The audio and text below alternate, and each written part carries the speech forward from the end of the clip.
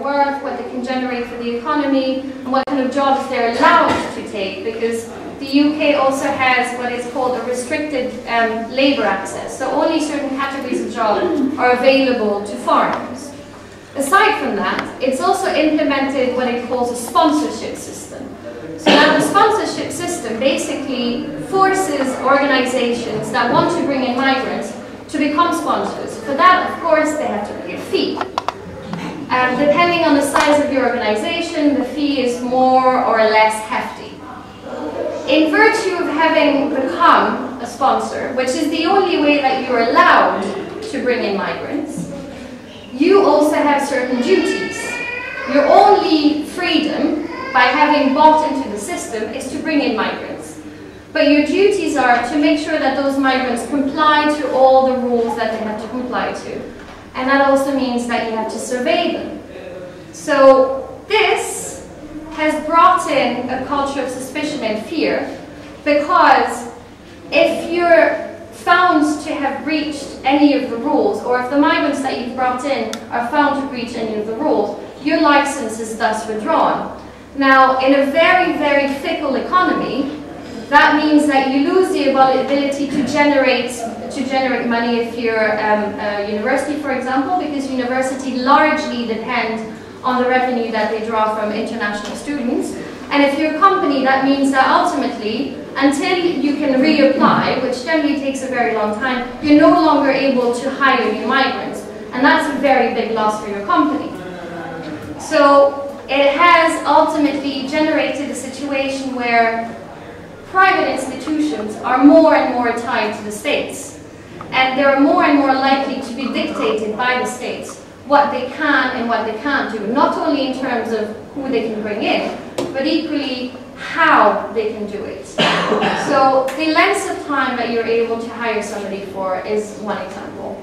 Equally, if you're a university, it also means that in certain, well, actually not university, but if you're an education provider, it also means that to certain extents, the courses that you offer where you also have practical experience, work experience, is dictated by the government, by the Home Office. Because unless you're a university and unless you have public funding, the amount of time that you can offer your students on work placement has been shortened. Now, whether it is for the state to decide what is best in the interest of the academic staff and the students, I do not think is right. They do not have the experience, nor do they have the ethic to actually have the sound judgment to make that call.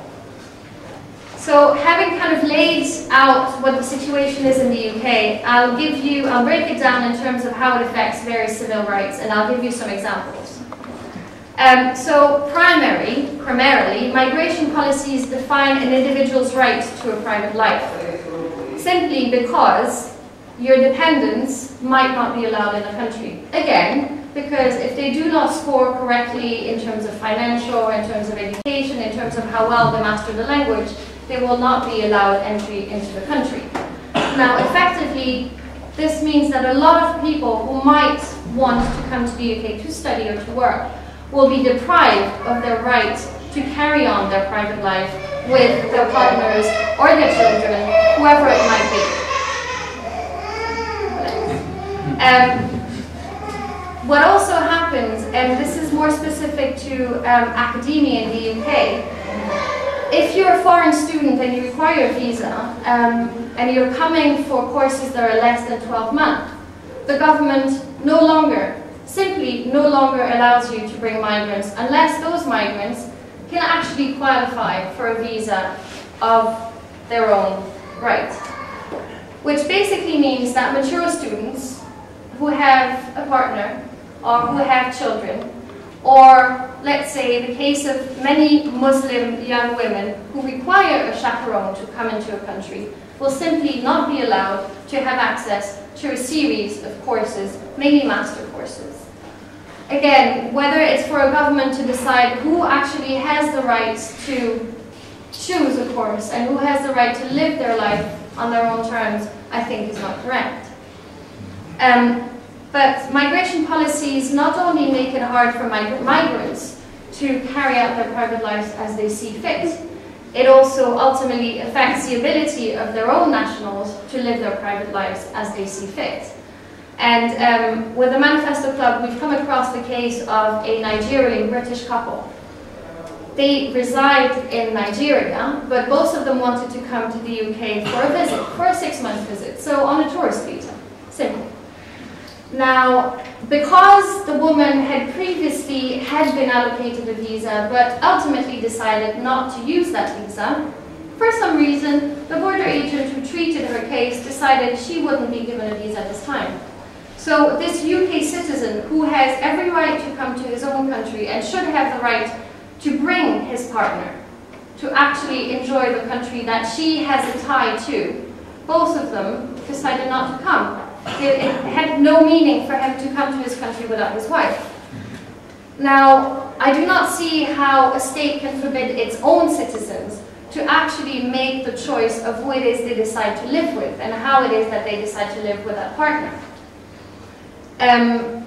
A second effect of migration policies on individuals' rights is obviously their right to determine their professional lives.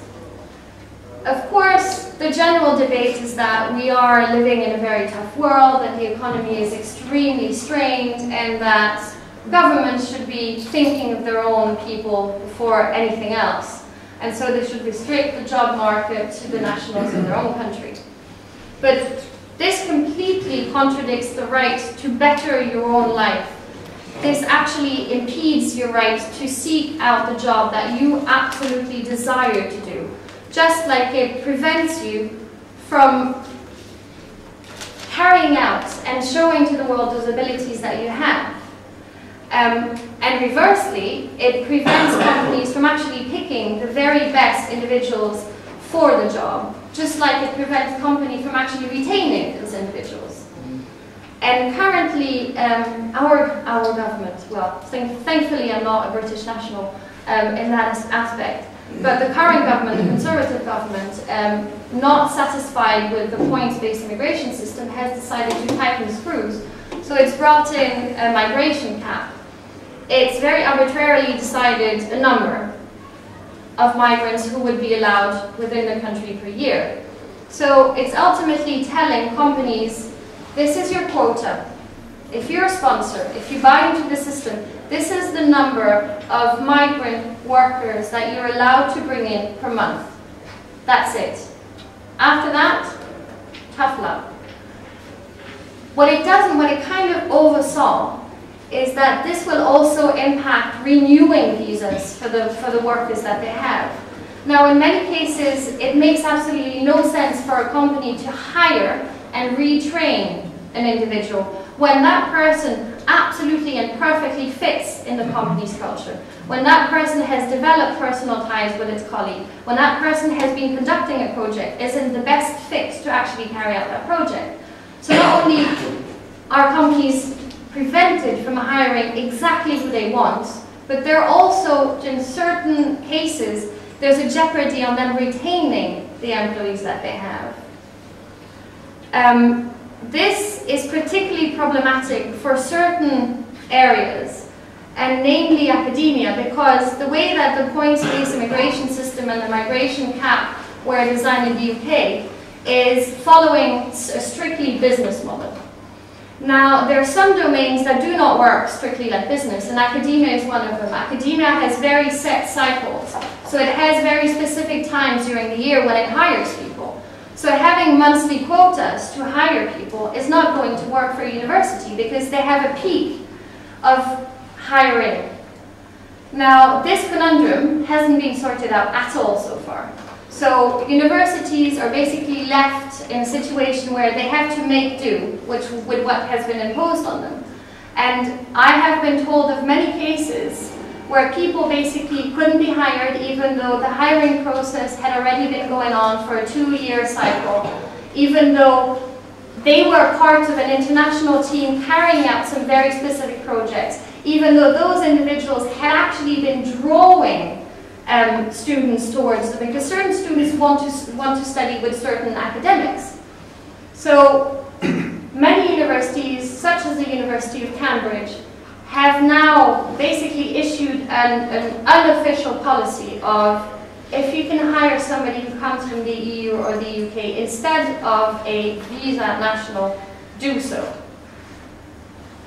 This is the very pernicious thing about the migration policies in the UK, but generally migration policies, is that it ends up generating a system where the organizations themselves will end up limiting themselves and will end up regulating themselves. It generates a certain mentality where, because you are given no choice and because your economical viability in many cases depends on this, you take a few more steps than the ones that you're actually asked to follow. So we're seeing a general culture in the UK where not only are people very nervous, not only are people choosing the second best in many cases, we're also seeing a culture where people are becoming very suspicious.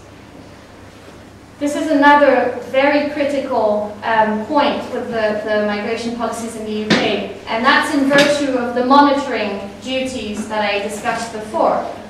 So basically, the UK has justified its points-based immigration system because previously individual border agents had supposedly too much power, arbitrary power, to decide who was let in and who was left out. So decided, we're going to have a very clear one-size-fits-all system. And it's going to be very clear who's allowed and who's not allowed.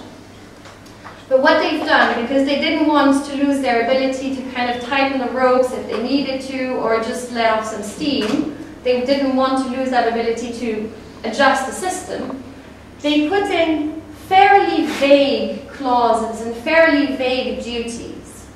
Now, this has made the organizations who are supposed to enforce those duties, it has made the sponsors very, very nervous, because they don't really know what they're meant to do. And so, in some cases, people were very brave and they say, well, we'll interpret this as liberally as we can. But most of them, sadly, have not gone down that route because they're too scared for, one, their funding, and they're too scared to be caught doing something that could be illegal, and therefore losing their sponsorship license, and therefore losing their revenues, or losing the ability to hire people. So we've seen in a lot of institutions, whether they're art organizations, whether they're universities, or whether they're companies, we've seen a lot of processes for monitoring those foreign individuals put in place that are way stricter than what is actually required by the government. Many universities have imposed ID swipe cards. Some of them don't even require any personnel, any staff to do this. Some of them are just little chip cards that are picked up by a radio signal. So you can literally follow the movements of whoever carries that ID card. And another very vicious point of this is, in the UK we have equality laws. So you're not allowed to discriminate against any group of people. Now, clearly, if you're meant to monitor a certain group of people in virtue of the fact that they need a visa, you're discriminating. So what the collusion of these two laws has done is that the surveillance system for the university decided to actually enforce them even more than they need to, has been spread to the entire population. So it's not only the foreign employees, it's all employees. It's not only the foreign students, it's all students. So in a country that prides itself of not having ID cards, this has been a little loophole that's actually brought them back. Equally, it's made checks on passports, it's made checks on the right to work widespread. And this is not only quite frightening in terms of what it can do for our civil liberties, it's also very burdensome and it's also very costly. It's a very lengthy, time-consuming process, when actually there's enough processes in place already existing to do that job. But just in order to be compliant with the border agency and not to be at odds with the rules, these institutions decided to take that upon themselves. So they've self-generated a culture of suspicion and fear where they will double-check everything just to cover their backs. Now, the other thing that is also quite pernicious with this monitoring system is that basically the border agency, which is the agency that enforces migration rules, now has a right to come in and do spot checks whenever they like. So, whereas before universities were pretty much a safe haven sanctuary where the police wouldn't enter, they now have a right, in virtue of the sponsorship system, to come and check the files of all the employees, just to make sure that no breach of the rules is actually taking place. So not only are those institutions who are private institutions and who traditionally had a lot of autonomy from the states, not only are they forced to carry out certain duties of the state, but they've also lost the autonomy. There's absolutely nothing that prevents the border agency or a contractor of the border agency to come in and just ask for the files that they would like to have. Previously, you would have had to give an announcement. This is no longer the case. Now, another very problematic issue that we've come across is especially arts and academia. A lot of what happens in arts and academia is very informal. It's very informal and they're very lengthy collaborations that happens over time. They're very personal collaborations in most of the times. Well, this is now no longer possible because you have to register and you have to go through this very lengthy process. And so a lot of projects that were to be carried out haven't been carried out because the people weren't given the visa. And sometimes for the most ridiculous of reasons.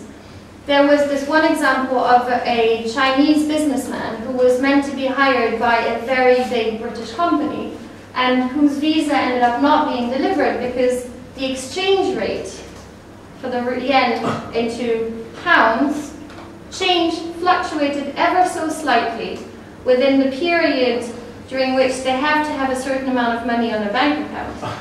And so he was short of 80 pence in his bank account. Now this is where simply following rules and not applying a certain common sense really comes into its own. The UK is ultimately shooting itself in the foot by doing this. But we've seen other many cases where academics were coming or artists were coming for conferences. Now, if you happen to be an academic or an artist that carries a big instrument or that has a canvas, you're quite obvious. You can't just, you stick out. We've come across many cases of such individuals that came for conferences, were not being paid, so it can't even be argued that they were taking away revenues from British students. They were simply coming to participate in a conference. Now, the border agents saw them, singled them out, and told them, why are you coming to the UK? Okay, what is this instrument for? Are you planning to actually play it? And from the moment on that they said, yes, I plan to participate in a conference, and yes, I will be playing my instrument, or yes, this is my canvas and these are my oils, and yes, I paint, this is what I do, I'm an artist, this is what I do, but no, I don't intend to sell anything. They told, well, this is work, because this is what you do. So ultimately, I have absolutely no reason to believe you that you're not going to be selling anything. I have absolutely no reason to believe you that you won't be using your instrument or whatever it is that you're carrying to also make money within this country. Now, this is another very grey area. This has basically given a very specific portion of the UK government the right to define what is work and what isn't. If you're an artist, how do you draw the line? What is work? Is work only the moment where you make money from what you've done? Is work the moment where you start having the idea for whatever product is going to be the result of that? Is work the moment where you're playing an instrument? Are you always working? Do you ever stop working? This is not a very clear-cut definition for an artist, nor is it a very clear-cut definition for an academic.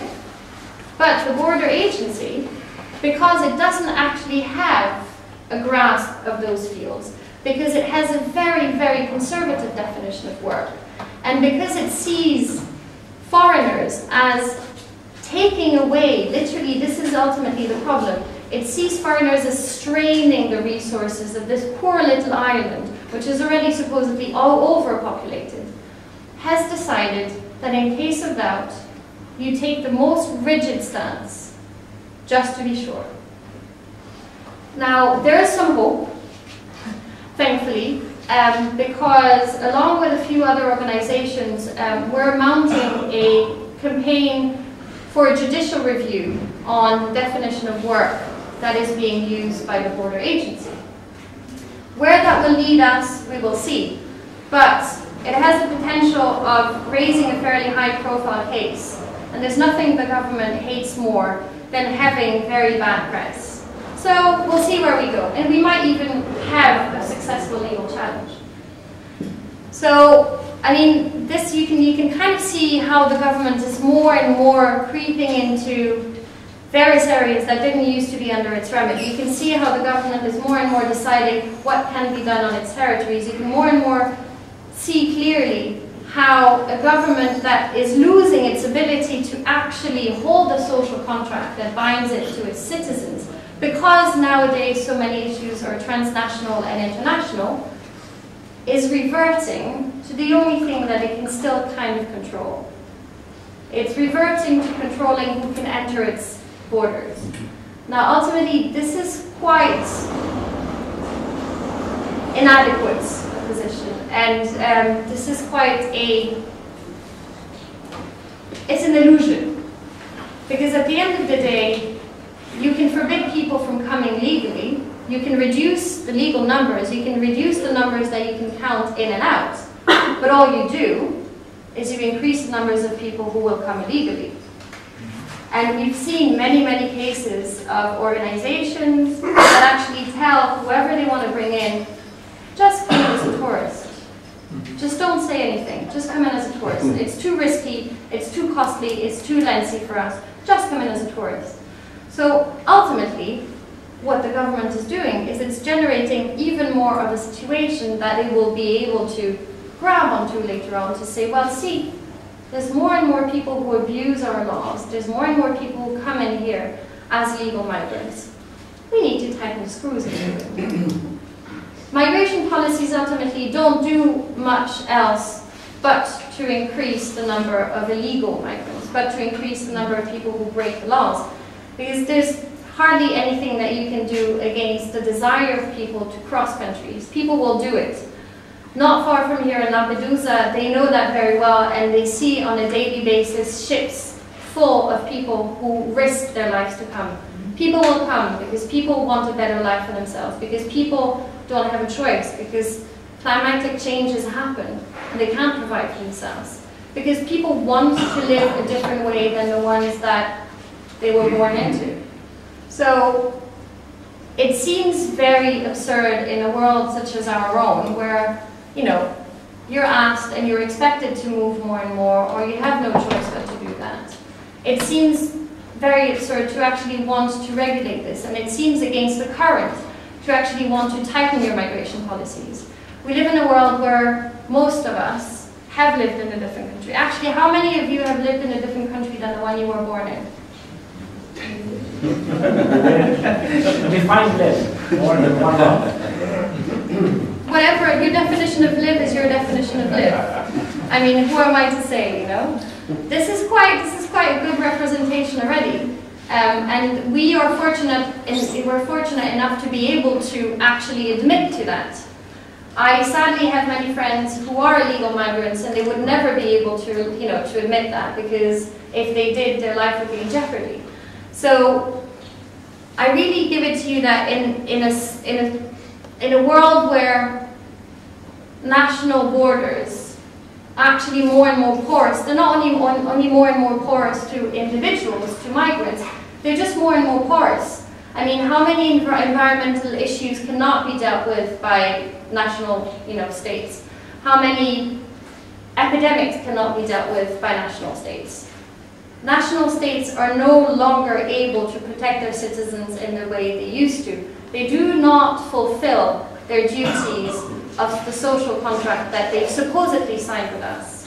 So really, isn't it time that if the national state wants to remain relevant in this world, isn't it time that it becomes a bit more generous with the actual liberties that it grants people? Because what migration policies do, migration policies generate categories of individuals. They generate the category of individuals who have every single right, who equally have the right to partake in the political life. The second category is slightly less fortunate. They have some right, they have the right to come to the country, they have the right to a certain level of healthcare, but they're not allowed to partake in the political life of a country whose policies affect them. And then you have the third category of individuals who have absolutely no rights. Now, remember that 1 billion people. Within that 1 billion people, surely more than half of those have absolutely no rights. The other half will only have certain rights. Now, if I live in a country and I'm a long-term resident and I contribute to that country, I do want to have a say in how its policies affect me. This is my right. I don't see any point in me voting for a country's policies in which I no longer live. Why do I not have that right? So ultimately, this is about making those human rights, which sound grand on paper and which national states have all signed to. It's about making them truly real. It's about making them not only wonderful theories, it's about making them true civil rights. Thank you very much.